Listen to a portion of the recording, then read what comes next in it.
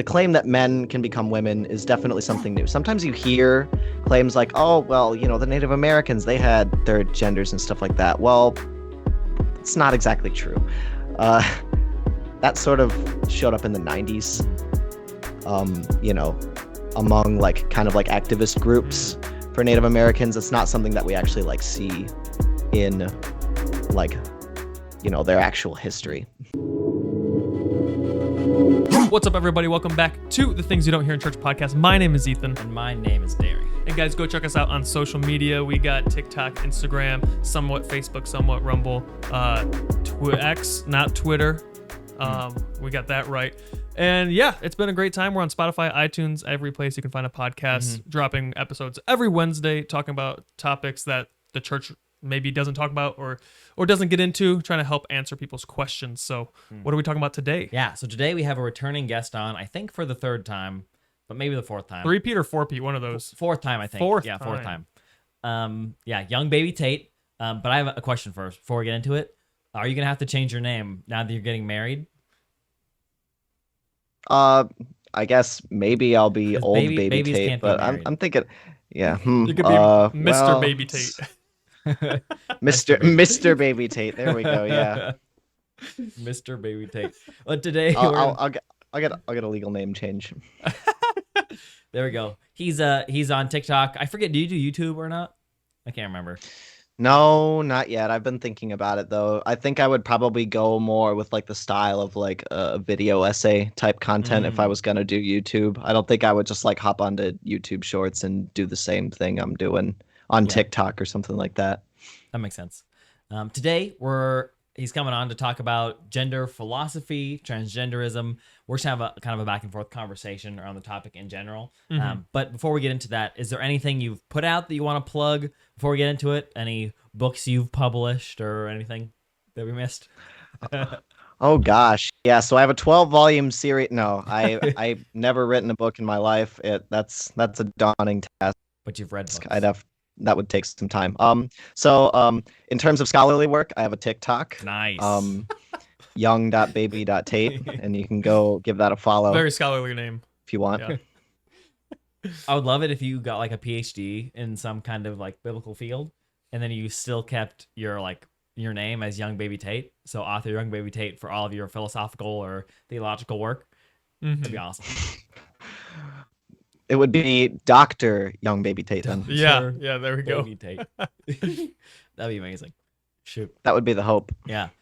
So getting into the topic today, I know there's lots of videos on this, lots of terrible content on it, a lot of good content. It's forever going to be one of the biggest topics. I mean, maybe not forever. Maybe not forever. Our generation. For our generation, it's going to be one of the biggest discussed topics on all of our media platforms. So if you go on TikTok, there's 1.5 million videos where people are debating back and forth, usually in a very, very angry, you're stupid kind of a way. Derry counted 1.5 million. Yeah, I counted all of the videos. There's at least 1.5 million, unless I missed some of them. But almost all the time, they're very inflammatory, and you don't know what you're talking about. This is not what science says. This is what science says. Clearly, you're an idiot. My opinion's right kind of content. And so we wanted to talk about it a little bit today. We don't have time to go into everything, of course, but we wanted to go into a few things. So yeah, we're having Tate on the show because I think he knows a lot about the topic. He's made some really good videos in response to people and the topic on TikTok. And yeah, so here he is. Do you have a place you want to start with this at all, Tate? Yeah, I guess just kind of getting a little perspective on everything that's going on. It seems like, especially today, people are experiencing a lot of angst about their anxiety. A lot of people are really depressed. A lot of people are feeling, really out of their own skin and stuff like that. And I think that happens especially a lot for young teenagers today. Yeah. But with the, the explosion of the internet, so there's a lot of different ideas on offer for how to help alleviate that. And, one proposal for some people, especially people who feel very alienated from their bodies and from their identity as young men or young women. One idea that's shown up as a potential solution is the idea of transgenderism.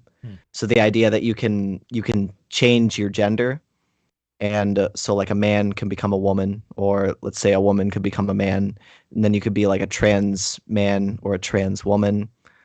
Sometimes you hear talk about things like non-binary too. I think those are like kind of like the three most popular things that you'll hear about. And among the explosion of like, like the LGBTQ movement, I think that T in there is probably the most controversial, especially for reasons having to do with like, women's spaces, especially. Right. So, like women's sports teams, women's locker rooms, women's restrooms, women's jails, stuff like that. Right. Yeah. So I think it especially becomes controversial because you've got one side saying like, well, men can't become women. What are we doing here? We just like redefining reality, making up genders. I think that would be like the concern that a lot of people on one side of the issue have. And I think the concern on the other side of the issue would be like concerns about, this is just kind of the same age-old issue. We've seen it throughout America's history where, old backwards conservative people are, just afraid of whatever's new, whatever makes them uncomfortable. And so this is just another issue of them kind of refusing to get on board and be compassionate. And so we just have another case of where Americans are kind of oppressing a minority class, similar to how things were, pre-civil rights, pre-women's suffrage, pre-Civil War, stuff like that. So I think that's definitely why this is such a heated issue. Yeah. And so there's been oceans of ink spilled on it. There's been mountains upon mountains of it. Like you guys were saying, there's been mountains upon mountains of videos made on this topic and stuff like that. So yeah, I think that's kind of like something that people should keep in mind. And something important to just always remember is that like a lot of the people who find themselves sort of glomming onto this idea of transgenderism, a lot of them are in like a lot of pain. They're experiencing a lot of like, emotional turmoil, sometimes even like real like psychological distress and stuff like that. So I definitely think that we should be thinking about this seriously and considering their perspective especially as well. I guess just starting out, we could start at the very beginning and ask like your opinion. Do you think there is such a thing as people who are transgender, or do you think that it's mostly a fad that people are going into to try to solve the problems, the anxieties that they have, like you said at the beginning? Or do you think there's a middle ground where both of those sort of exist? So I guess what I would say is like we'll have to jump into the issue of like the philosophy of gender to kind of like examine like what it means to be a transgender person and stuff like that. But I think what everyone should be able to agree on is that there really are people who are born men or born women who feel like they are the opposite sex or the opposite gender. Absolutely. And, we've come up with a name for that. A lot of times we call it gender dysphoria. And when it shows up in like teenagers suddenly, I think what like the American Psychiatric Association has come up with the term is rapid onset gender dysphoria. Yeah. So I think that everyone should agree that like this kind of like tension between your birth sex or like what sometimes people call the gender you were assigned at birth, and then the gender that they believe they actually are or that they want to be. So I think that's definitely a real phenomenon. Whether there's like a causal role and it's like spreading, or whether it's just that people feel more comfortable talking about it, I suppose, yeah, I guess we could examine that. But I suppose like for, just like starting off, I guess it doesn't really matter because the main thing is that it's happening and that we need to acknowledge that. Yeah, something you said at the very beginning that I think it was really key in this whole conversation, as far as it is for Christians, is to remember these are people who are hurting, and they are like, we have like people on the right and left arguing back and forth, and it's almost like you have mom and dad yelling, and the little kid is just like, I just want to be safe. I just want to be hugged. Right. It's like they're caught in the that's middle, it's, and the I definitely see that. I definitely no, yeah, All right, sorry. I definitely see that a lot. People sometimes what you'll hear people say is I'm sick and tired of other people speaking for me and arguing about whether I exist or not. So I think that's I definitely think that's something we need to keep thinking about is like, yeah, we definitely, like you were saying, we don't want the mom and dad arguing back and forth and the kids just, sitting there like right in front of them and, feeling like totally ignored and they're still hurting. And, maybe even the hurt's worse now that, everyone's fighting. And meanwhile, this person who's hurting is being ignored. Mm-hmm. I would imagine that So we definitely. I would imagine that there's No, go ahead. I'd imagine there's like obviously the people in the media who are in this community, and they come off very loud and very aggressive and like the accept me or else type mentality. But I would think majority of people in this community are just like normal people like all of us, just trying to figure out their life. And there's like the fringe left who are like really, really out there, like all about tolerance until you disagree, and then they're gonna cancel you. And but probably most of the people who are dealing with this are just like, dude, I'm just trying to go to work, pay bills, and figure out my life, and I'm dealing with a lot of anxiety and confusion, and I just need like a sound. I need a safe place to process all of this, and it's hard for them maybe to find a safe place, Yeah. I think that's definitely the case. And that's always the issue, isn't it? That like, especially now thanks to the internet, you just see like the loudest and angriest of both sides, and it just kind of leads to this further polarization. So like, full disclosure, my very best friend, my closest friend, does identify as trans, and it like they're pretty normal, like they're not like super like pugilistic or combative or anything like that about it. They don't, make a big stink about it or anything like that. Like they're a pretty well-adjusted person, just kind of like trying to get on with their life, Yeah. I think that's the case a lot of the time. I'm sure Ethan and I both have people that are in our lives, whether they're in our family or outside of our family, that are friends that are transgender. So no matter who you are, you're going to deal with this topic at some time or another. Yeah, especially as Christians, you need to know how to. That's why the whole reason we started the podcast is that you need to know how to answer these cultural questions. Whether you know someone or not, you're going to have some influence in someone's life who's going to be asking these questions. Whether you're a youth leader or a pastor or just a coworker, and someone wants to know what Christians think about this, like you have to know. Yeah, like the Bible says, be ready in season and out of season, and so you got to have a solid grounding opinion and perspective on how to handle this topic, whether you deal or not deal, but whether you have people in your life who are part of this community or not, Yeah. Right. Yeah. So I guess so like to kind of take it back to maybe what people's concerns are, what we're seeing more and more is this kind of like sometimes what we're seeing more and more is like this assertion that like, okay, men can become women or women can become men. And I think for a lot of people, they definitely didn't necessarily hear that growing up, especially if you're like my age or older. So people hear that and they go, what are you talking about? That's not possible. What are you saying? And so people are kind of, there's definitely this like really strong pushback against that. And I would say like rightfully so, because this is something new. Like I think that all parties to discussion need to acknowledge that this is something on a new. popular scale, This, at least. this claim that that the claim that men can become women is definitely something new. Sometimes you hear claims like, oh well, the Native Americans, they had third genders and stuff like that. Well, that's not exactly true. That sort of showed up in the 90s.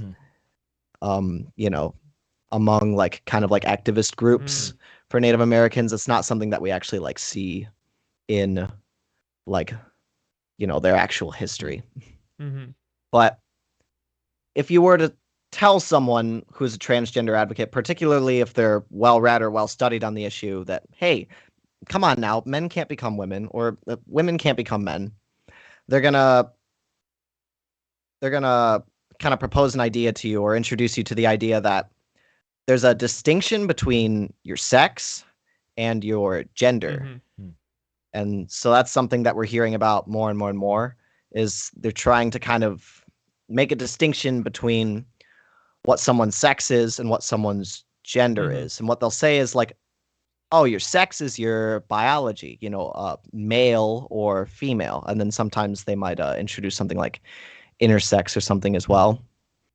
But then gender is, and then usually they'll just say something like, gender is separate from that. Mm-hmm. Sometimes they might go in depth on what they mean by gender, but a lot of times I think, and this is an issue we can get into, people are just kind of assuming what gender means, that it's something a little more vague, something a little more like social and malleable. Mm-hmm. But I think a lot of times we definitely don't actually get into what gender means. And I think that can be a source of a lot of confusion. So, for instance, I think what a lot of trans rights activists would say is that gender is something like your social perception, or that gender is socially constructed. Sometimes that's what you hear.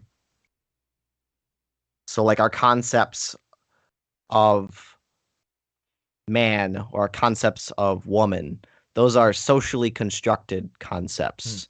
And so those are things that we've sort of imposed onto other people, or that people take up for themselves, if that makes sense.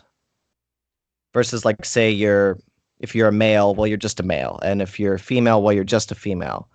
So they would say, yeah, you can't change your sex. You can't become female, but a male can be a woman, if that makes sense. What they would say is that man and woman go to gender and male and female go to biology. That's really interesting. And so, yeah. I've definitely heard that. Go ahead.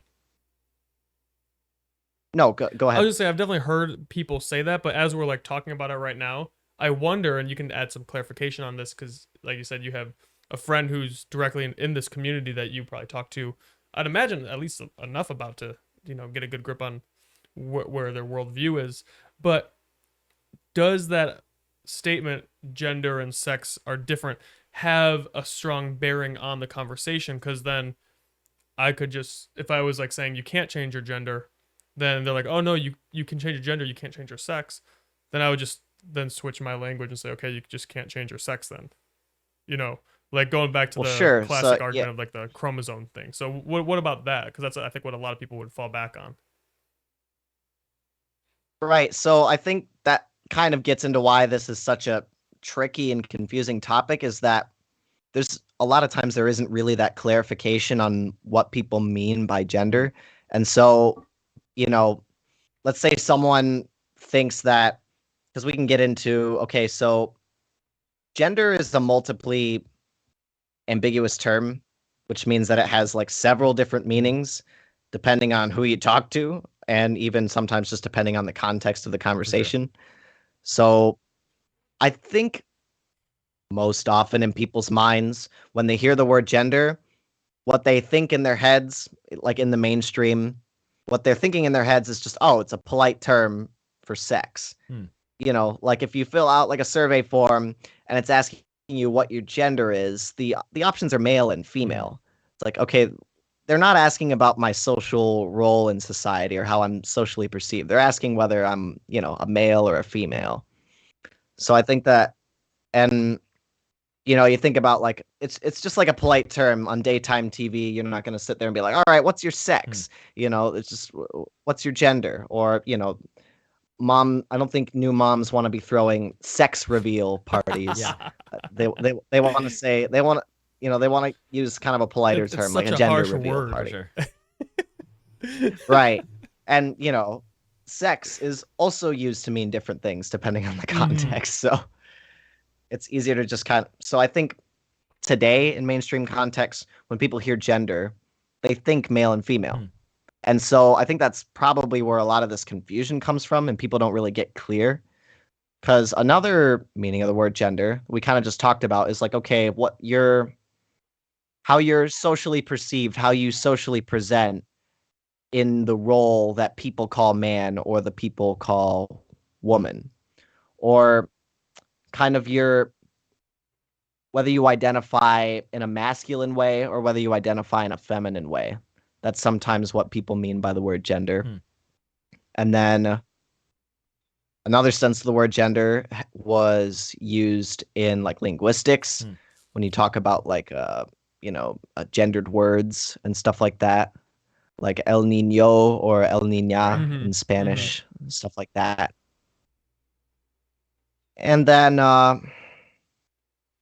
think those are kind of like the main different ways that people refer to gender. And I think that so I think it would just be helpful if people ditched the word, in all honesty, and just, if you're talking about biological sex, that at least when we're talking about transgenderism, it would be helpful to just like ditch the word.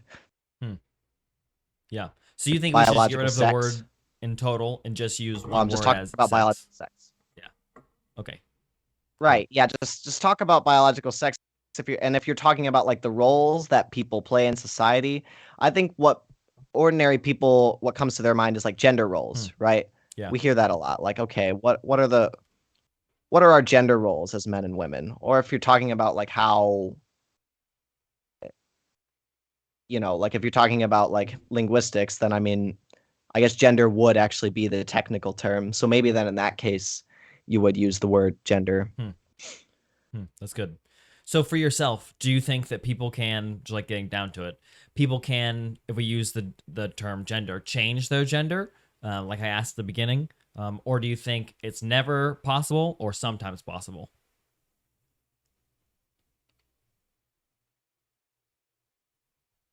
I think that what I would say is that depends, right? So in terms of like, can people change their social role in society, or kind of like reshape or rethink what our social constructions around our roles as men and women? Yeah, I think absolutely, like that can change. But I think the question is whether men can become women and women can become men when we talk about this. And I think in order to answer that question, we have to kind of answer, okay, well, what is a woman? What is a man? In order to know whether you've become one, it would be important to know what it actually means to be a woman. Enter Matt Walsh. Yeah. So, yeah, I think there's a lot of different levels of sophistication that go into this discussion. And definitely, I would say, let's put it nicely. I'd say people like Matt Walsh and like Bill Nye, the science guy. If you've seen like Bill Nye Saves the World on Netflix, Yeah. I think that's kind of like your surface level, let's call it that. Right. Kind of like a quick introduction, but there's not too much meat to it. Right. And I think that sometimes people like Matt Walsh especially can be unhelpful by being like overly antagonistic. Yeah, and, definitely. Like he could definitely delve deeper too, into the topic, because there are really, really sophisticated people on both sides of this discussion. I think when you get into like, you meet like Destiny, the famous like Twitch streamer. He's been on like the Whatever podcast a lot recently. And like say like your Jordan Petersons of the world, you're getting more into detail. It's getting a lot less like inflammatory and a lot more just like speaking on a level of concern for people and stuff like that. Could you imagine if they did a debate? That'd be great. Oh my gosh. I love Jordan Peterson and Destiny. Oh gosh. I don't know how that would go. I've never seen Destiny's content, but I'd imagine Jordan Peterson debating anyone would be pretty calm because he's such a deep thinker. Destiny is not calm. I've heard Destiny plows through people and like just steamrolls them in conversation. When it comes to Destiny talking with like professionals, I think to give him credit, he tries to. It seems like he matches the energy of whoever he's talking to. That's good, yeah. You know, like if someone's getting really like snarky with him and rude and really combative, it seems like he wants to match that energy. I wouldn't endorse that sort of behavior, but you know, in fairness, it seems like that's what he's going for. So if he's with somebody really calm, friendly, professional, it seems like he's going to match that energy usually. Yeah. But then I would say then there's actually like, you know, if you want to get to like really to the meat of the issue, there are people who do this for a living, professional philosophers in the field of gender studies in the philosophy of gender. So I think that kind of like on the side of like people who are trying to be trans inclusive, who would maybe call themselves trans rights activists, you'd have professional philosophers like Catherine Jenkins and Fausto Sterling, Judith Butler, Robin Dembroff, and then maybe on the other side, what we'd call like the gender critical side, people who are kind of like questioning this narrative and how much substance or truth is there to it. You've got professional philosophers like Dr. Thomas Bogardus, Dr. Abigail Favale, Alex Byrne, who's the chair of philosophy at MIT, has also been publishing on this recently. So Thomas Bogardus is someone that you guys should definitely have on if you can reach out to him. Okay. Yeah. He does fantastic work on this issue. Thomas what? So Thomas Bogardus. All right. Yeah, for sure. What would you say to somebody who, or you have something more to say on that? No, go ahead.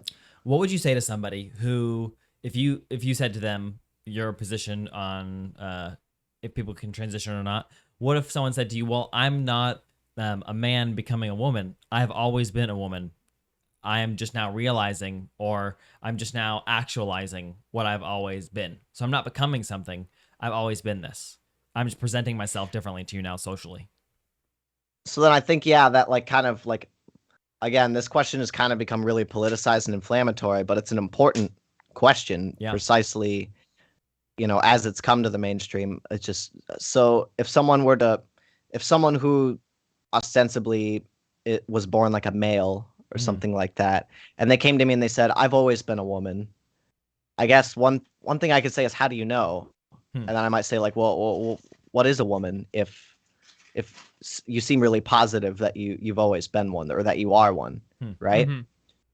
That kind of gets into what it seems like there's a lot of different answers to that question that have kind of bubbled up out of especially Matt Walsh's documentary, the kind of challenge.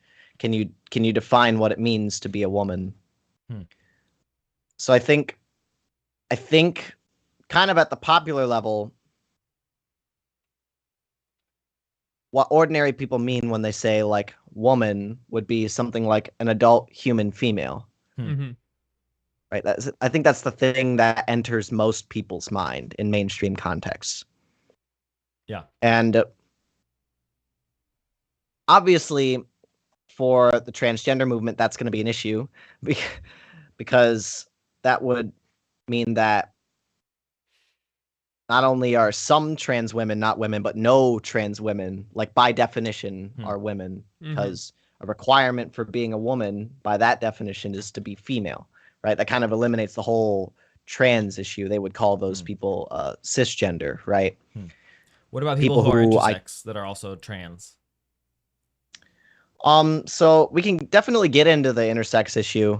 And we can get into that when we talk about like biological sex, but definitely to begin with, I'd just say that most intersex people don't actually identify as trans. Okay. Gotcha.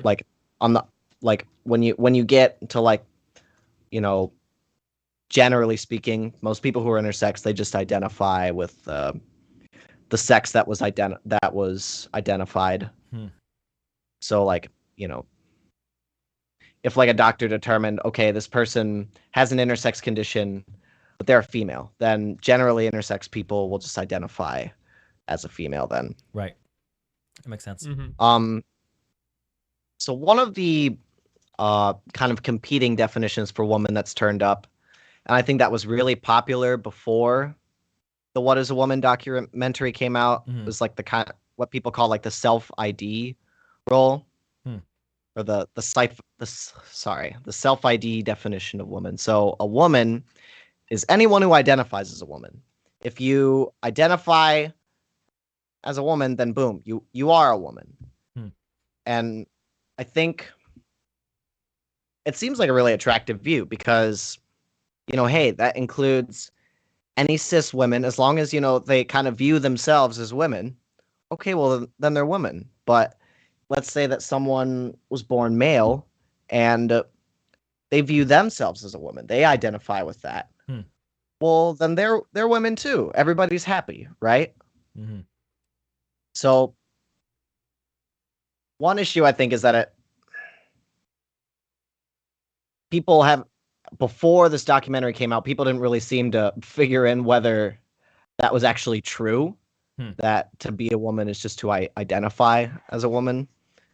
And one thing that Matt Walsh and a lot of other philosophers in this field have pointed out is that that's circular. Yeah. So to be a woman is to identify as a woman. Oh, okay. What are you identifying as? A woman. Right. Yeah. He's like that. What is that? Yeah, that famous trailer from the documentary is like, what does that mean?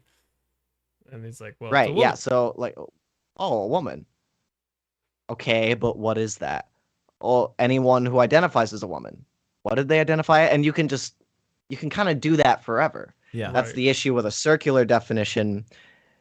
Some people would say, oh, what's wrong with that? Who cares? Right? And, I think that might stop a lot of people in their tracks, because I think that most people just kind of like in the back of their mind are like, well, obviously that doesn't work. But here's something that might help people out that you could like say in response. If someone said, well, yeah, it's circular, but why do you care? The issue is that circular definitions can't tell you anything about what the word means. So if a word is defined circularly, that word is essentially a vacuum. It doesn't tell you anything. Right. So here in my room, I've got a lot of things laying around, and I've actually got several blargs in my room. What's a blarg? I was just thinking that, and I thought this is the trap. He wants us to ask what's a blarg. Yeah. So here's the key. A blarg is anything that is a blarg. Gotcha. Now, if there's no problem with circular definitions, you should be able to find me a blarg. The problem is that you can't, because I haven't actually told you anything at all about what a blarg means. Right. Right. So I think that's where the issue of like defining woman in a circular way is gonna fall flat, right? It can't actually tell you anything about what it means to be a woman. So it's just gonna essentially turn out that woman is a meaningless term, and so it can't be the case that there actually are any women, or there's no reason to say why you should identify as one over the other. Right. So if there's no women, then we don't need women's rights, and there's actually no pay gap. So this actually, causes a lot of things to be to mess up with all those views. Yeah. So, and think, and to take it even further, like, well, okay, so then why have women's spaces? Why have women's sports? Why have women's prisons? Things like that. So I think people have kind of been trying to abandon that and kind of like sweep that definition of woman under the rug, especially after the documentary came out, because I think that was kind of like a watershed moment, kind of like bringing the philosophy of gender out into like the public consciousness. Yeah. Because I think before that, it might have just been like, get these 5 million genders out of here, or else it was just kind of like, just let people do what they want. Yeah. But I think this documentary kind of forced people to think about it.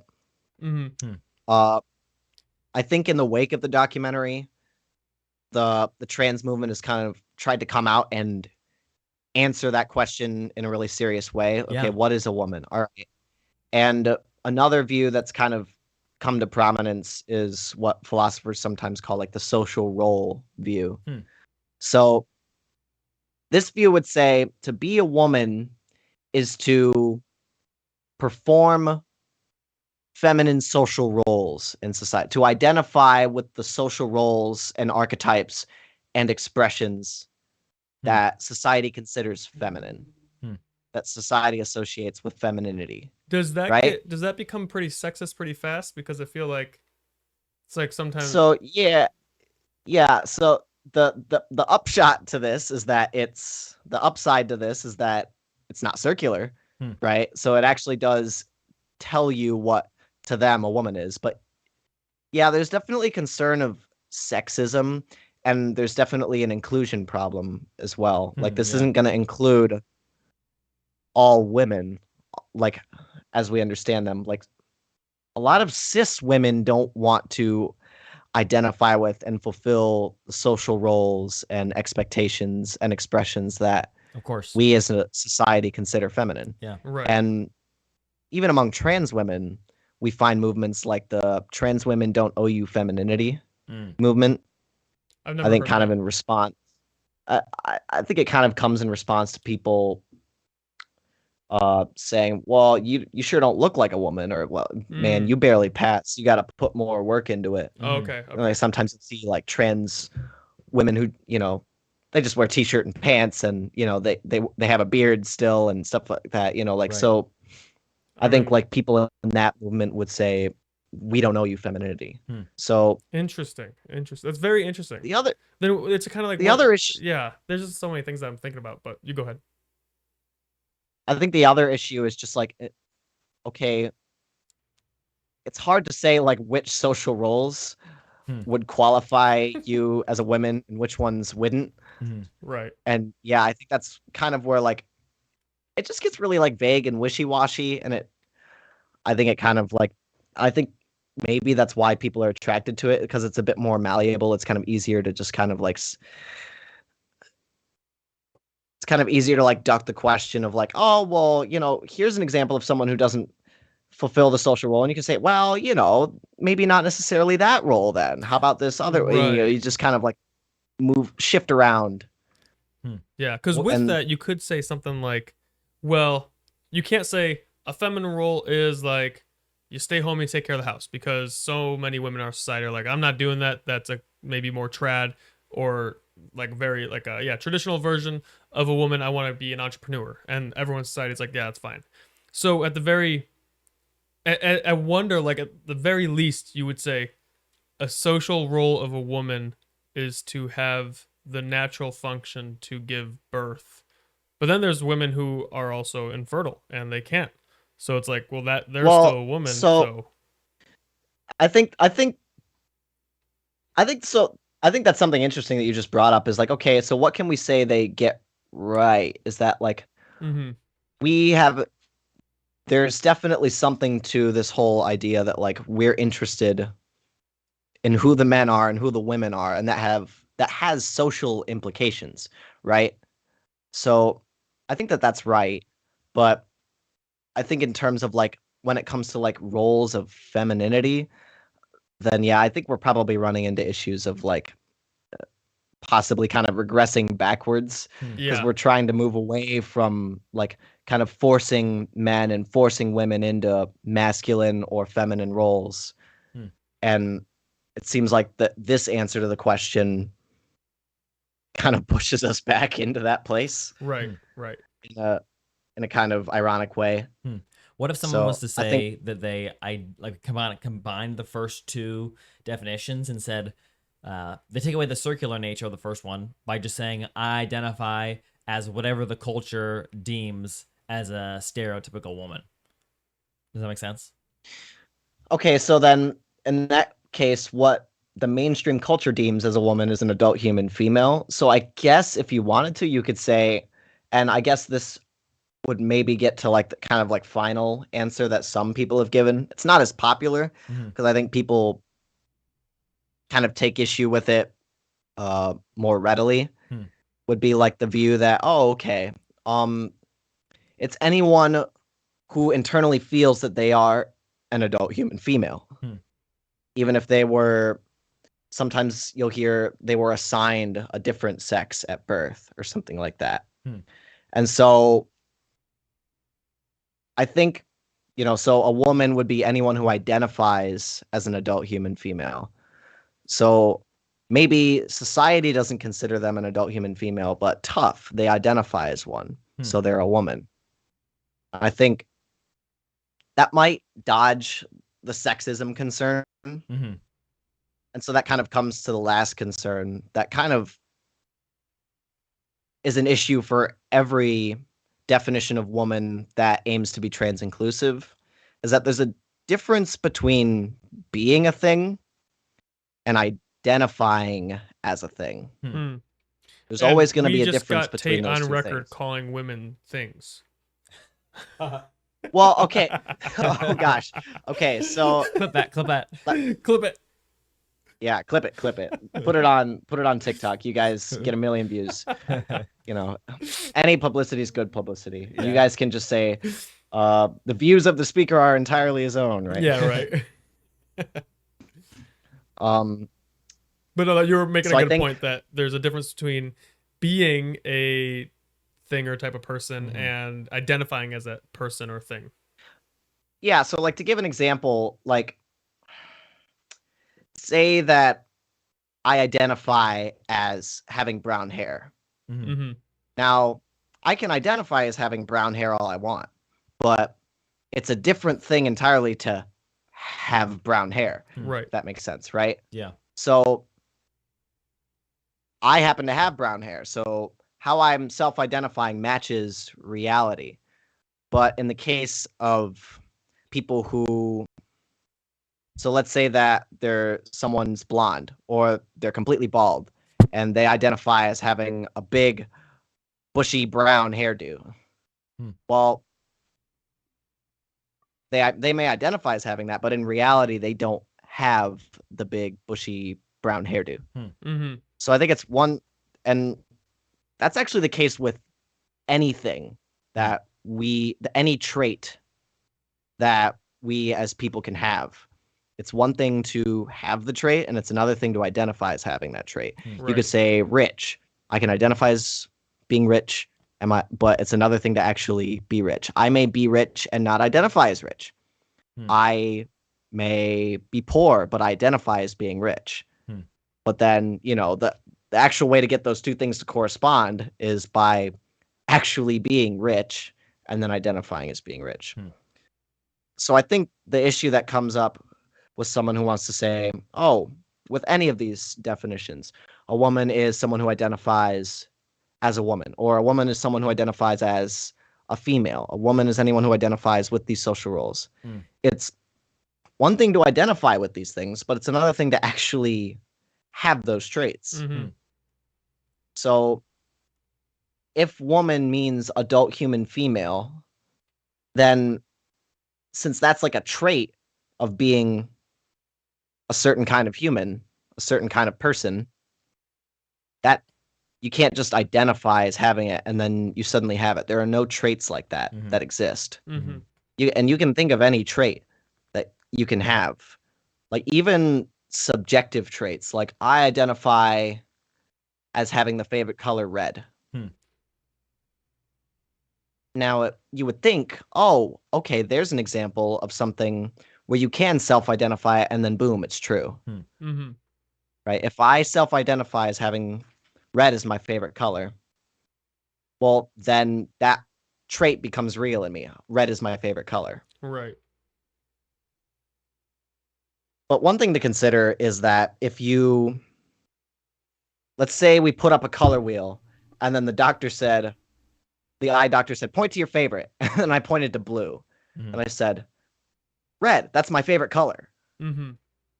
How I've self-identified and the actual trait, the actual truth of the matter aren't matching in that case. Right.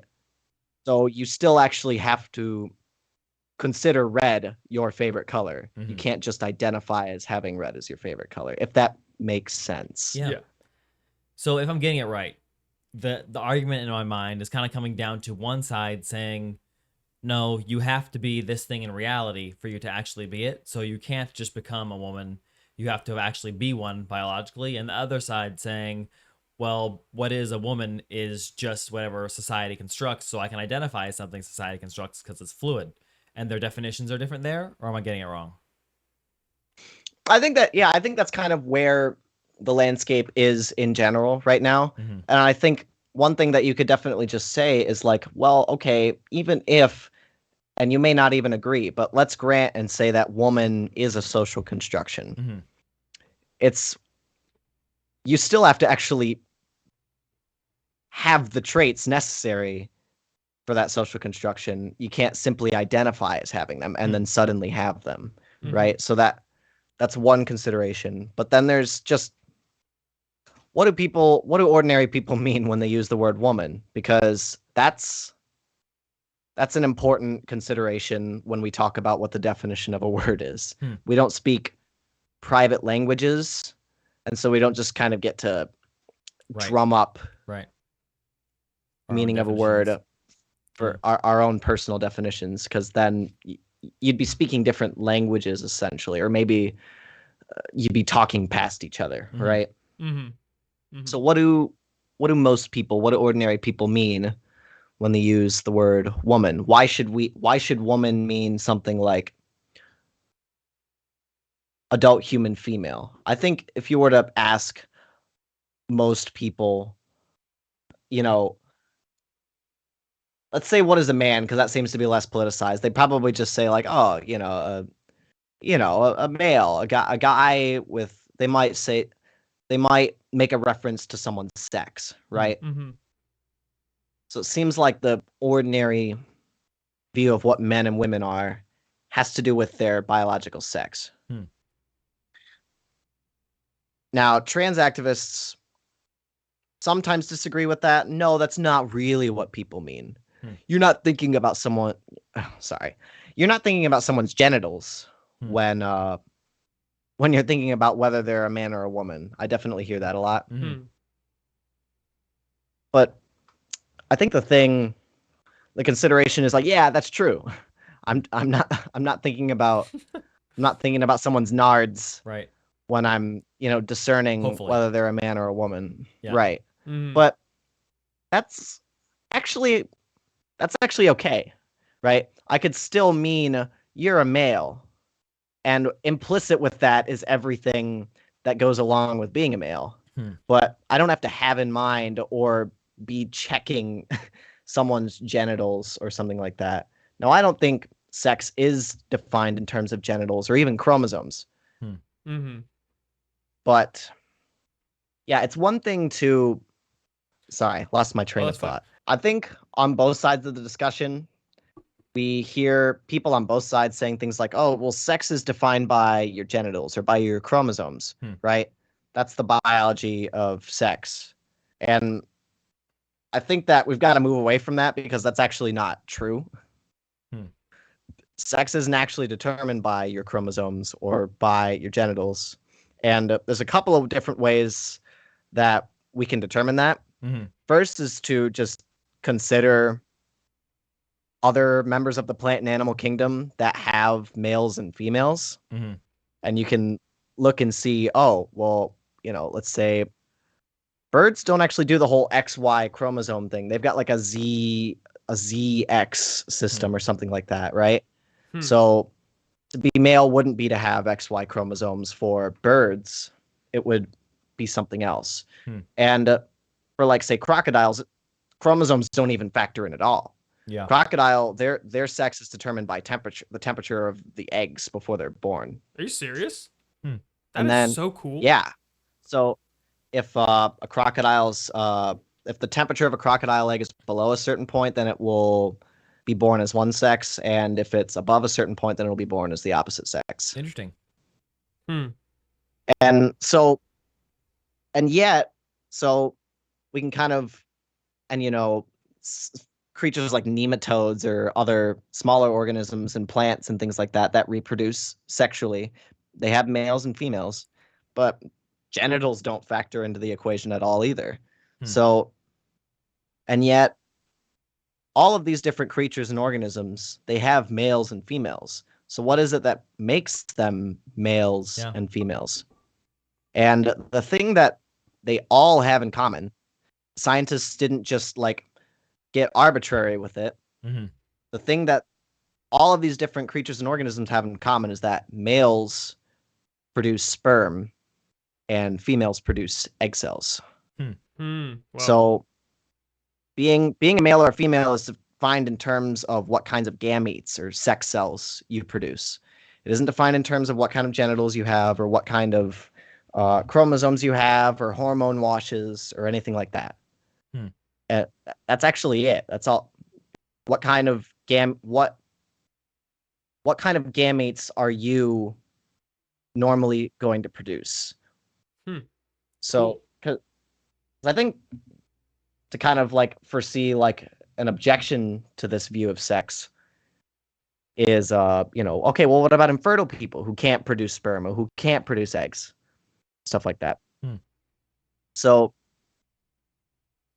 in biology, when we say things like the heart pumps blood or the spine supports the body, things like that, there's kind of an implicit when functioning properly, right? Because like due to age, disease, or injury, the heart may not pump blood, or the spine may not support the body, or kidneys may not filter waste. Right. But they don't cease to be spines, kidneys, hearts in that event, right? We would just say they aren't fulfilling their function, but that's as an organ or as a feature, that's what they're ordered towards doing, right? Well, that's what their proper function is. And I think that we would say the same thing about males and females, right? So when we say males produce sperm, or when we say females produce eggs, there's that implicit when everything's going right? When healthy and mature.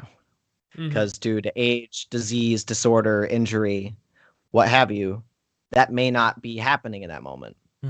But we can kind of examine, okay, what sort of body do you have? Is it when healthy meant to produce eggs, or is it meant to produce sperm? That makes sense.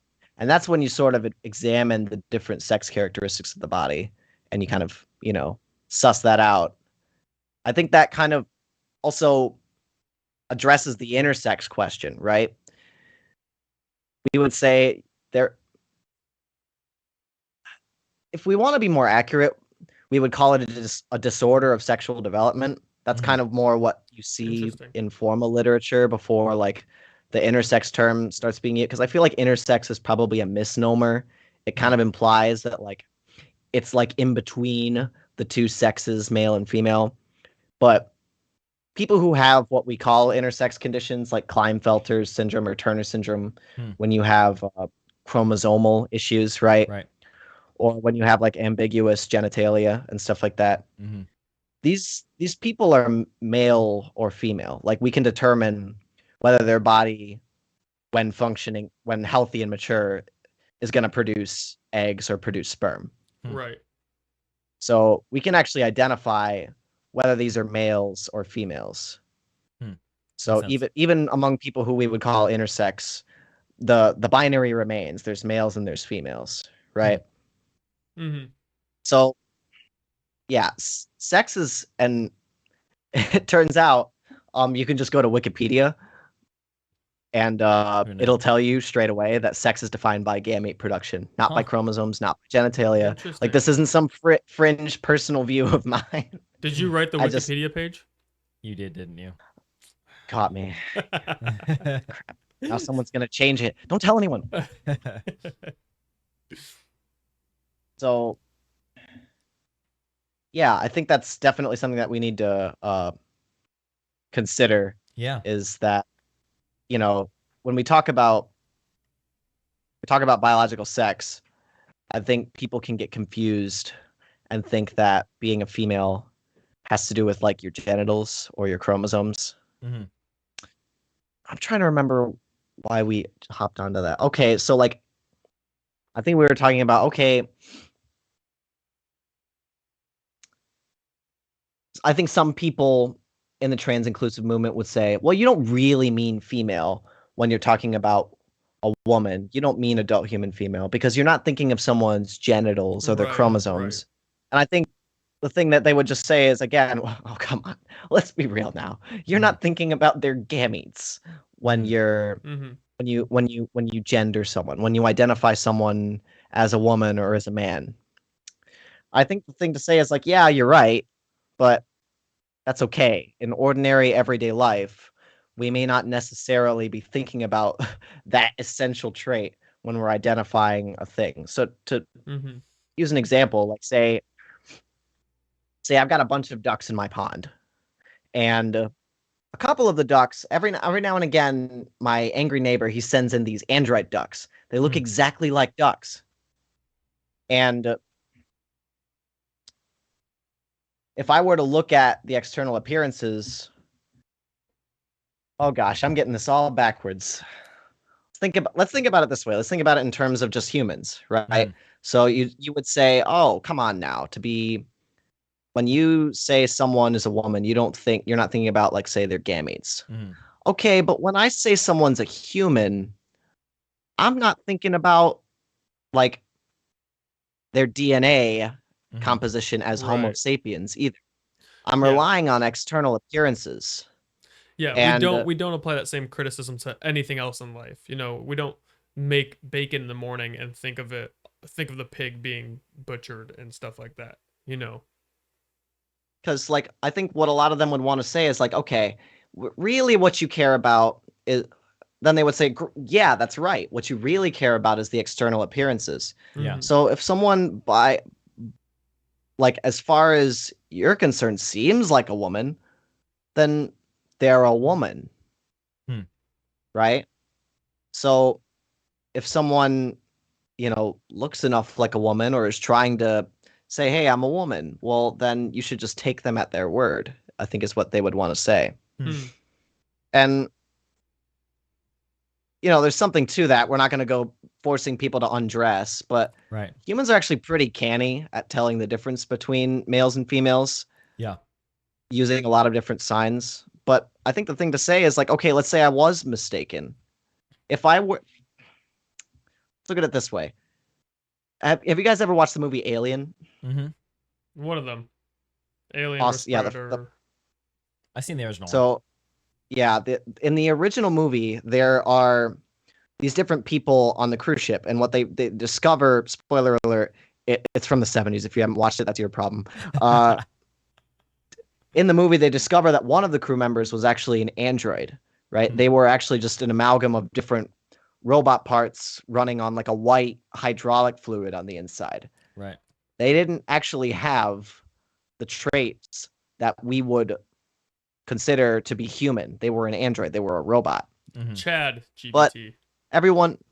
But everyone on the ship was like, oh, that's a human. They treated them as a human, but as a matter of fact, they were an android. But then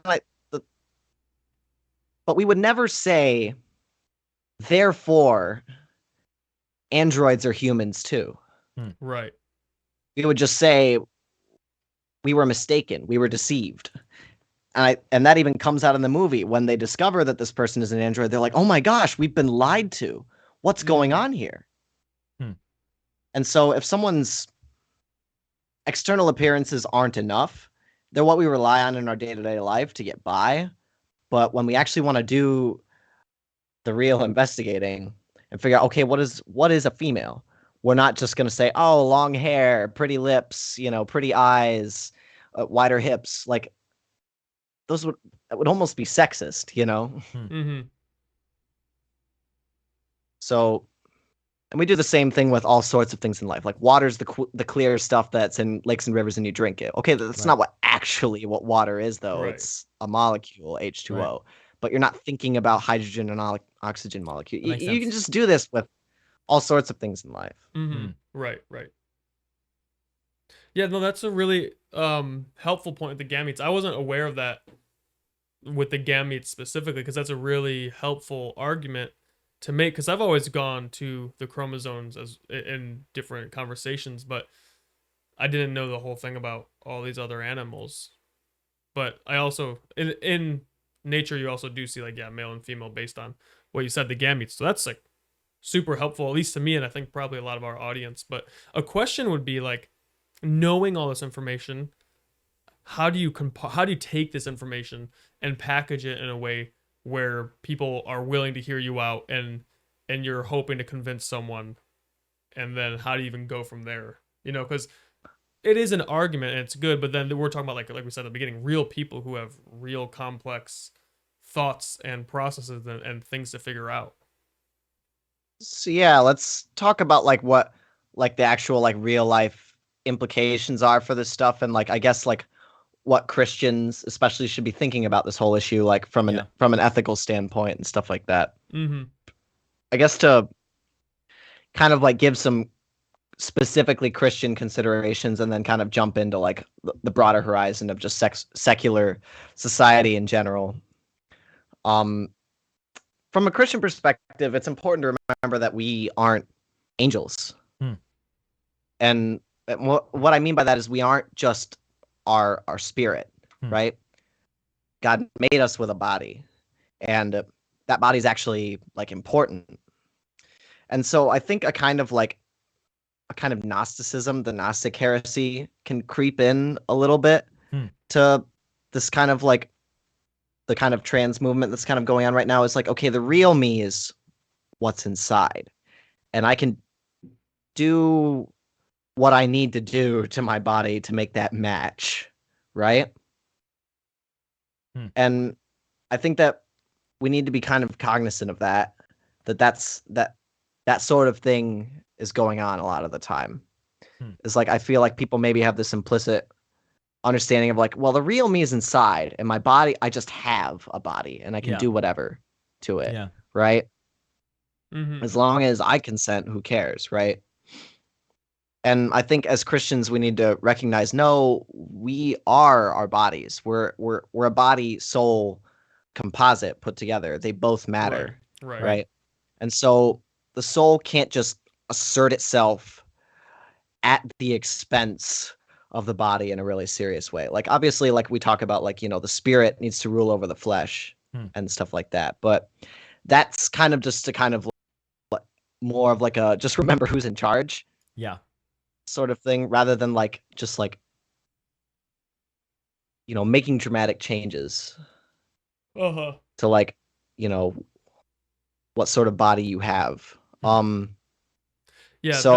that's good, because that idea with, as far as Christians go, like, oh, we're like maybe three, like body, soul, spirit, or spirit, body, that having a perspective that like, oh, there's a difference in the flesh and the spiritual was, I think they're called the Essenes in the New Testament, had the same idea, and they would go around and like try to whip themselves or cut themselves or kind of make the body suffer, because they're like, oh, my spirit will be enlightened if I do this. Or they would just go live completely sinful lifestyles because they're like, it doesn't matter, like the spirit's all that matters, so the flesh doesn't matter, so I'm gonna go sin and do all this other stuff. And so it's kind of interesting that's like a similar thought process some people might have today. So yeah, I'm not sure how that cashes out in terms of like ancient Judaism, but I know that like in terms of like Christian heresies that pop up, Gnosticism is definitely the key one there. The material world, I don't think that anyone today would say the material world is evil, quite the opposite, right? But that like that's kind of where it originally springs from, is the Gnostic idea that the material world is evil and the real you is just your soul. And and so kind of like assert yourself over material reality, right? I think maybe we're seeing something sort of like that today. And so that gets into questions of like, okay, if someone identifies as trans, what do we do about this whole trans sex reassignment surgeries or hormone replacement therapy and things like that? And so I think it's important that we consider the ethics of things like that, right? Yeah. So absolutely. One thing that I can immediately think of that someone might say is like, oh, come on now. yeah, you guys say the body matters so much and like the body's sacred, it's the temple of the Holy Spirit, but you modify your body all the time. Mm-hmm. You ever had braces? You ever dye your hair? You ever had tattoos? You know, I know a lot of None of Christians those. maybe Come don't on. feel so great about tattoos, but like uh you know, like have you ever taken medicine? Things like that. Mm-hmm. And so I think there's an important distinction to make is that yeah, we can make modifications when it's not at the expense of our body, right? Mm-hmm. So like say you cut your hair, you give yourself a certain hairstyle, you whiten your teeth, right? Hmm. Sometimes these are just cosmetic things, right? And in the case of like cosmetic things, okay, fine as far as it goes, as long as it's not at the expense of your body. And you know, Hmm. for Christians, maybe like as long as you're not like being like ridiculously vain about it, Yeah. right? But when you start talking about things like sex reassignment surgery, which is when you would like say have your breasts removed or like Mhm. have your genitalia and your like say your uterus removed, your reproductive organs removed, cut out, destroyed essentially. Mhm. I think we're talking about something that's like at the expense. We're talking about a modification that's at the expense of an important function of your body, Mm-hmm. which for most people had nothing wrong with it. There was nothing wrong with it.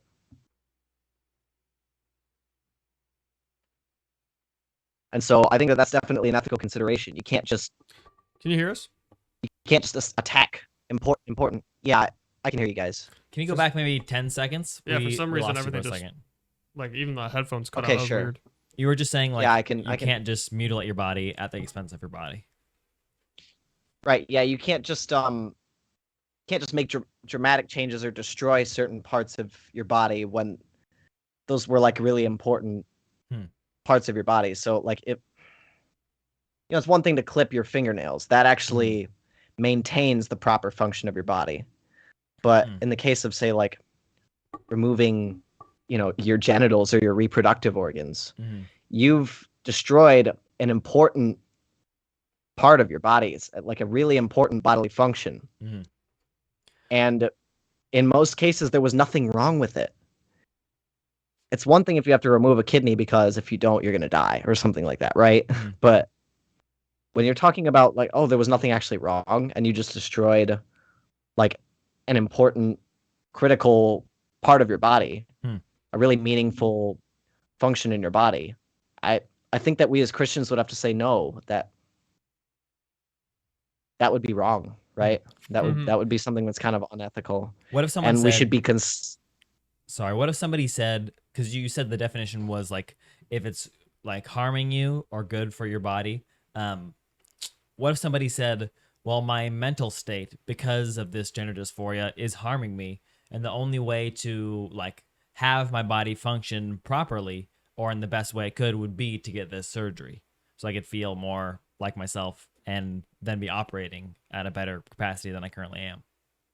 yeah, for sure. That's an important thing to think about. And so, because we definitely don't want to just tell people, well, you know, just deal with it, you Mm-hmm. know, get over it, right? Because these people are suffering. Like, people who experience gender dysphoria, like, go through like real distress. Some of them really are like suicidal Yeah. and they experience like intense distress, anxiety, depression because they feel just like completely out of their own skin. They're in the wrong body, right? Hmm. And so, but I think the first thing to that we need to acknowledge is like, okay, gender dysphoria, it is like, how do we put this? It is like something that's wrong, right? That needs to be fixed. Hmm. I think so. And, you know, we don't want to be going around calling like people crazy. Like that definitely wouldn't be right. Right. But I think I think that everyone can and should acknowledge like, okay, something's wrong here. So like this feels wrong. I'm having a very bad time. It's not supposed to be this way, right? Mm-hmm. So like gender dysphoria, I think the first thing that we would have to say is like, yeah, something's wrong and it needs to be fixed. Hmm. But then I think when we consider uh, routes of treating someone's issue, we need to identify what the issue is and what are the relevant parts of the body that would need to be fixed in that case. So where is gender dysphoria occurring? If you were to examine someone's genitals and reproductive organs, we would find nothing wrong, right? The body will keep on going just the way it is with them still there, right? Gender dysphoria seems to be a kind of mental, psychological phenomena, right? It's an intense, like, psychological distress at the state of your body. And we can make comparisons to other things. Have you guys ever heard of, like, bodily integrity disorder? No, is that like bodybuilder stuff? So body Dysmorphia. integrity disorder is when people, it's kind of like the opposite of like phantom limb, right? So people feel like, say they've got arms, and this really does happen. I'm not making this up. Say people have arms. They feel like they shouldn't be there, and they would really like them to be removed. Oh, wow. Because they feel an intense distress at like having arms, right? Or having feet or having toes, whatever it would be, right? Or having like a tongue, something like that. Wow.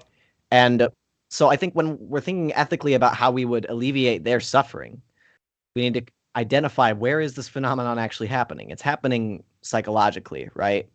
Nothing's wrong with their arms or their tongue or their toes or anything like that. Yeah. So if someone came to you demanding, I need these removed, I think we should have ethical concerns and say, well, no, hold on. There's nothing wrong with these things. And these are really important parts of your body.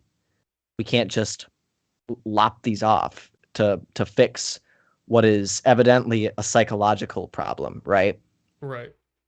And so we would want to give them therapy. And, the same would go with people who experience eating disorders, right? If someone said, I feel like I'm 300 pounds, right?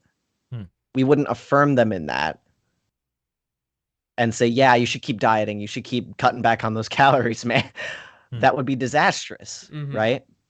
We would treat them we would say, hey, hold on. Your mind isn't matching the way your body actually is here. So let's delve deep into this. Why do you feel that way? And get them real psychological help. Get the mental health dimension of this addressed, right? And so I think sometimes when you mention like therapy to people who experience gender dysphoria, first thing that's going to come to their mind is, oh, conversion therapy. Yeah, because that went so well. Yeah. But I think we can all agree, unlike with something like sexual attraction, I think we can all agree that, like, when it comes to gender dysphoria, something's wrong, right? We can't just say like, oh, that's normal. Yeah. Totally good you feel that way. Like we would have to say, no, something's wrong, so we need to address this. And so we need to actually look at the relevant parts of the body when we're thinking about how we care for these people, how we help them. I think we're doing people a real disservice by saying, oh, well, the thing to do would be to sterilize you, right? Or, well, we don't want to give you therapy because that would be basically the same as like, telling people to pray the gay away or something. Like, I think we're doing people a real disservice by perpetuating that narrative, because I don't think that's the case. There's real evidence that if we give, especially teenagers who experience this dysphoria, if we just give them the mental health support they need and help them to work through these issues and then wait it out, their dysphoria goes away. And they don't find themselves feeling that way anymore. And I want to say it was like the former director of Johns Hopkins who had published a study on, like, if you encounter teenagers who are experiencing gender dysphoria, if you encourage them to wait and give them mental health support in the meantime, the dysphoria goes away by the time they reach like full maturity. Interesting. Okay. That's good. So yeah, I think that would be like the ethics of like things like reassignment surgeries. The thing we'd want to say is like, well, yeah, maybe it would make you feel better, but the issue is your dysphoria, not your genitals. So why shouldn't we be addressing it at that level?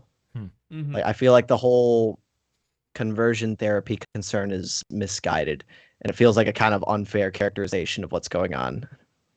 Yeah. Mm-hmm. Yeah, at the very least, you can make it so surgeries can't happen to the legal adults. Yeah, I think that would probably be the first move when we talk about like legal concerns. It's like, let's say this for adult, but I would definitely go a little further and say, like, I don't think it would be ethical for doctors to be doing this. I feel like it violates the Hippocratic Oath for doctors to be going along with this, even amongst adults. Like, even when someone's an adult and they ask you to do something that, like, will, like, objectively, like, harm them, and that there's a better path of treatment, I think that as a doctor, like, you'd be violating your Hippocratic Oath if you, like, kind of irresponsibly went along with whatever your patient asked you for. Right. Like cutting off their arms. They don't want them. Doctors should be calling the shots, not patients. And I feel like maybe we need to remember that a little bit when we have these discussions. Yeah. When it comes to like hormones, oh yeah, go for it. I guess one last thing to consider when it comes to like the medical side of it is like when it comes to like hormone treatments, I'm a lot more open to seeing where that route leads, because hormones like do affect your mental states, and they can like have positive effects on like your like how you feel mentally and stuff like that. So that's something that should be explored, but I definitely think the current model of hormone replacement therapy is irresponsible, not backed up by evidence, and doing a lot more damage than good. When you're talking about the level of hormones that people need to be dosed with, to where like we're literally seeing secondary sex characteristics develop in their bodies, that's overkill, right? That's you're doing. Sometimes you'll hear people who are against this sort of thing call it hormone poisoning. And I think that's a bit inflammatory, but it's probably accurate, right? Like, you're totally disrupting your body's natural hormone balances, which may or may not have had something wrong with them, but you're definitely overdosing and causing side effects that aren't necessary, right? What about from the non-medical standpoint as a Christian? Just someone who wants to identify just clearly as like the opposite gender, and that's all they're claiming. What do we do with people like that? So I think, yeah. So like, say someone comes to you and they're like, say, hey, I know you don't agree with this and whatever, but just I identify as a woman now. Can you refer to me that way? Can you call me Sheila? Can you use she, her pronouns? Can you call me a woman if someone ever asks? Stuff like that. I guess let's take each of those points in turn. If someone, comes out to you as trans, the first thing to do is to just like show as much love as you can for them, and just express that you still, especially if like it's a close friend or a friend at all, like just, or even if they're not a friend, like a coworker, like I guess invest in their lives, right? Some of these people can be like ostracized immediately and feel just completely left out of it, and that's not helping anyone. So I think the thing to do would be to continue to be a friend to them, or if you didn't really know them before, maybe start to be a friend for them, not so that you can like start asserting your will over them eventually, but like just because they're God loves them. And so you should love them as well. And, you should care about what's good for them. And, that will include telling them your concerns at some point in a sensitive way as a friend. But so I think that would be the first thing, right? You need to provide support for them as a friend. That doesn't necessarily mean affirming, agreeing with them in every possible way that they're asserting. So let's say someone asks you, hey, I identify as a woman now. Can you call me Sheila? I would say that that's probably a prudent thing to do. People change names, Right. People can go from Trenton to Trent, or I could go like we were talking about before the show started. I could change my legal name to like actually be young baby Tate or old Right. baby Tate or whatever. Mhm. People change their names. So it's probably a respectful and just honest thing to do. Just refer them to by the name that they want to be called by. Right. I don't think there's necessarily a problem with that. Um, when it comes to them saying, "Oh, well, can you use she, her pronouns?" Or can you call me a woman? Let's take the pronoun thing. I would discourage Christians from lying. Um, so actually recently made a video about lying. That would be a fun topic to delve into. Yeah. But so when we use he, him pronouns and she, her pronouns, we're using it, as far as I understand it, and most people I know understand it, we're using it to refer to men and women. So if you actually don't believe that this person is a woman, I would suggest that you try to reference them in a way that's truthful or respectfully, without being mean, unnecessarily mean or anything like that. So if someone comes to you and they say, I identify as a woman, my name is Sheila, can you use she, her pronouns? Maybe the thing to do would be say, well, of course I'll call you by your name. And I still love you, right? Um, the pronoun thing, is it okay if I don't know if I can do that. I'm a little uncomfortable with that. Can I use, like, say, they, them pronouns when I'm referring to you or something like that? Sometimes you hear people say, well, they, them that's plural pronoun. It's not multiple people. It's just one. We do use they and them pronouns to refer to people in the singular when we Right. don't know what their gender is, or sometimes we just do it anyways, right? I don't think there's an issue with that. And I think that's probably the best middle ground that we should probably be striving for. I think they them pronouns would probably be, most people aren't going to have an issue with that. If someone's really insisting on it, then then have that conversation.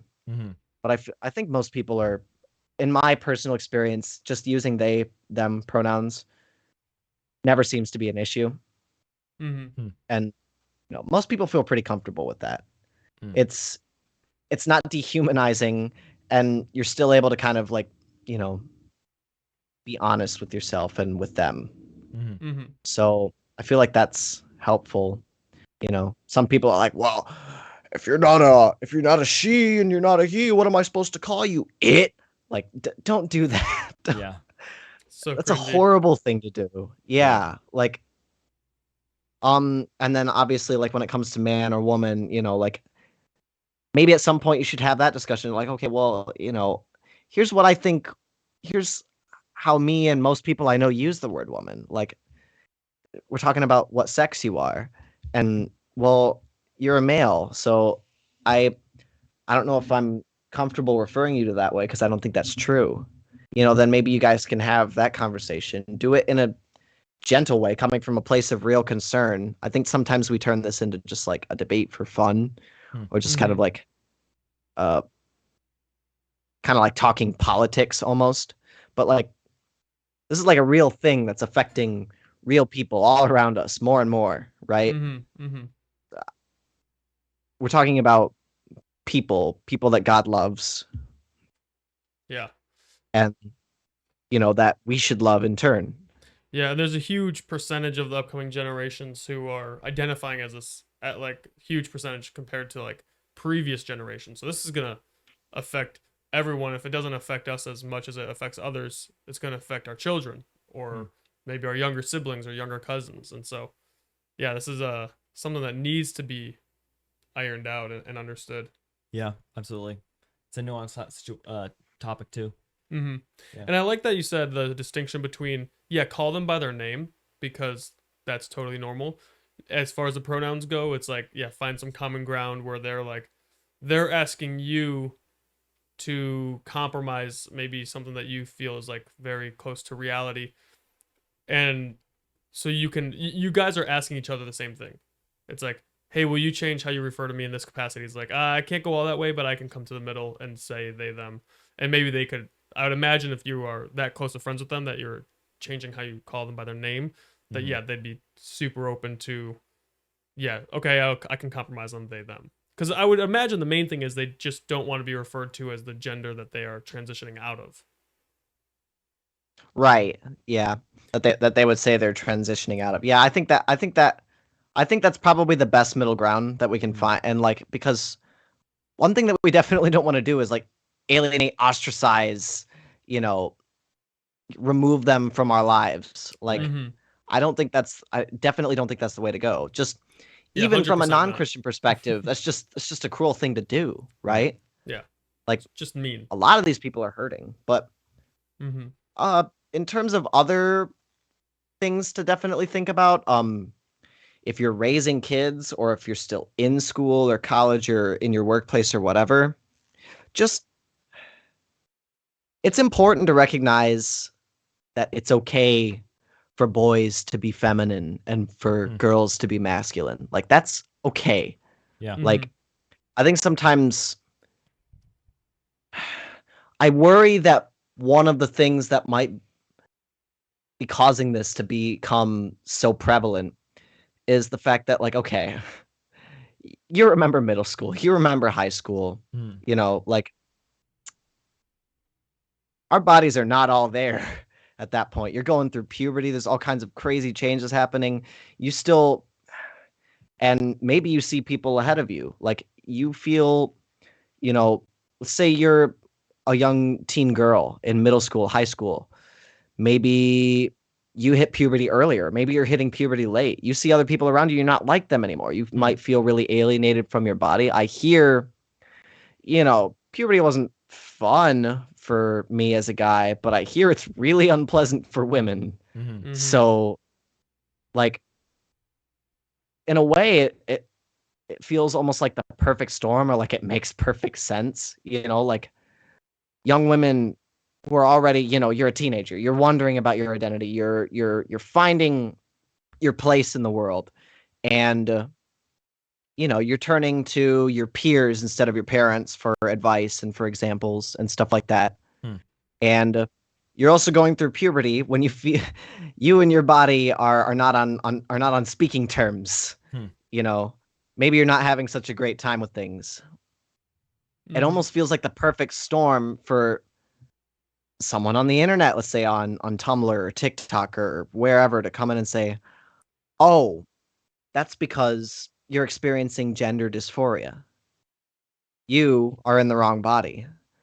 And if you transition, let me tell you, your life is going to become so much better." And it's definitely also the issue of, like, who in today's culture, the way that women are talked about, the way that women talk about their experience, the way that people treat women, the way that people refer to women. Gosh, who on earth would want to be a woman right now? Yeah. You know, growing up, you watch like the you see like the pornography that men watch, and the models that, you know, men find themselves, you know, constantly liking and following on Instagram and wherever. It's like, I have to be like that.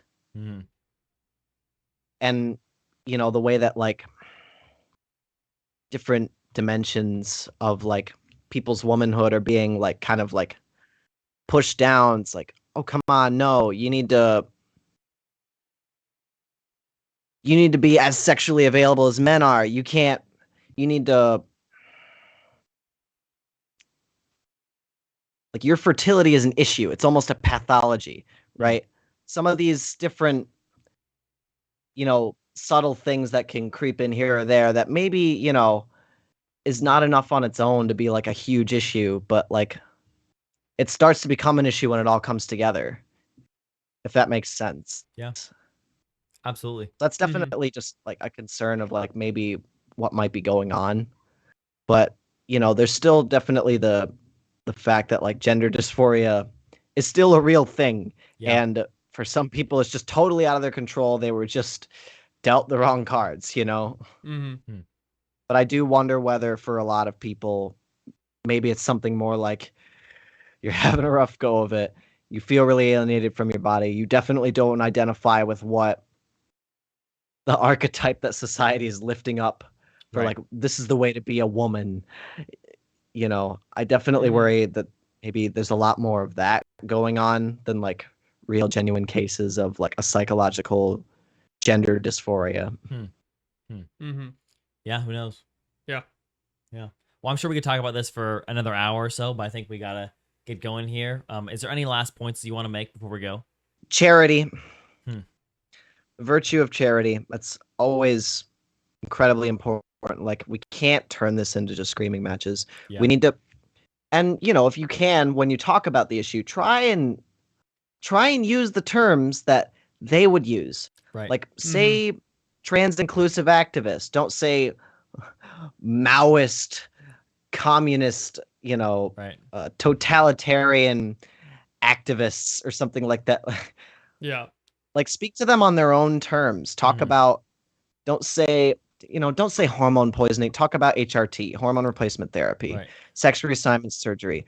Talk about, make the point that, okay, about the sex gender distinction.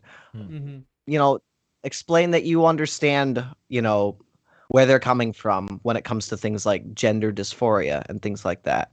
Like, just first of all, because it helps you have an accurate and understanding of things. It stops you too from talking past each other. It stops you from just totally alienating them. But most importantly, it shows that you're listening to them, which is really important. I feel like we tend to just listen to our own side and then just kind of leave it at that. Well, now I know what to think about this. And then we don't really give considerations to the other side. Right. That's what Derry and I were talking about that earlier on the way here. We're trying to invite someone on the show who has a pretty controversial view as a Christian.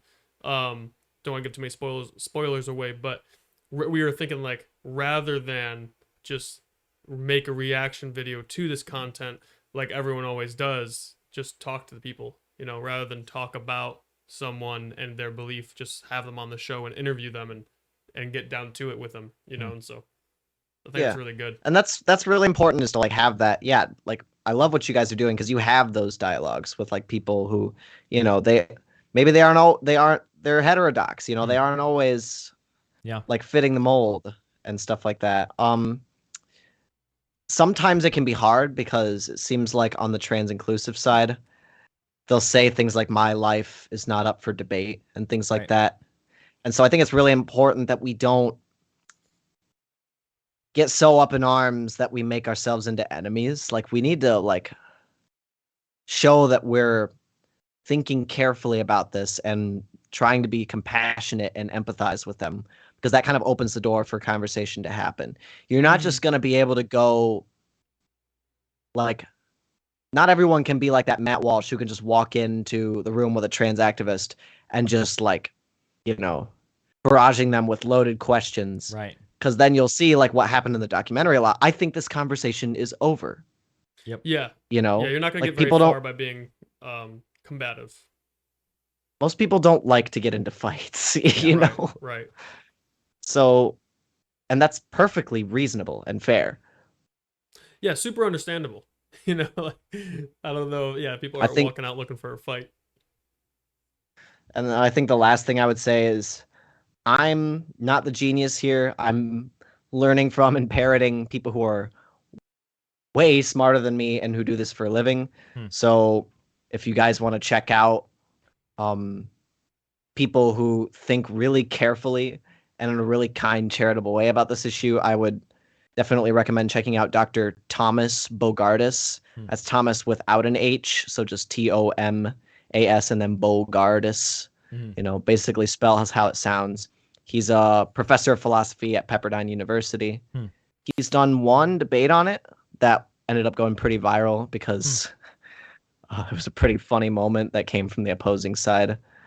He did fantastic. And then he's done a lot of discussions with Cameron Bertuzzi on capturing Christianity too. I've heard some of those. Yeah. So yeah. Another person to check out who's going into this issue a lot is Dr. Abigail Favale. She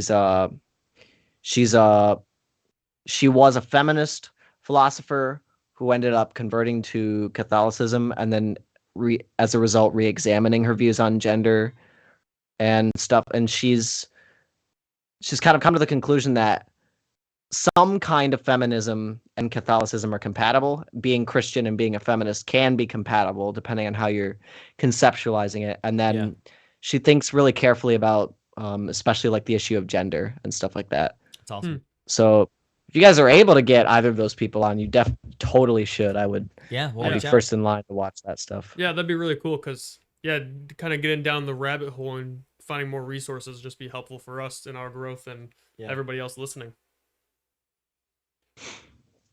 All right, cool. Right on. Awesome. Well, thank you so much, Tate, for coming on for a fourth time, having another enjoyable, long conversation. I really enjoy all the talks we've had from, philosophy of gender to papacy. Mary, the papacy. We got to have you on for Mary still, that we were talking about that. Yeah. Number 5. Number 5. Might as well just like move to Hawaii and be the third co-host at this point. Hey, move to what? Hey, are you guys on Maui? Were you guys okay during those fires Oahu. and stuff? We're on Oahu, but we. Oh, okay. Someone Thank from God. someone from our campus flew out to Maui to like help out and stuff like that. And we're organizing some stuff to try to donations help, and stuff. but they're limiting like I think nonprofits help right now because there's so much emergency stuff that needs to be done first. Yeah.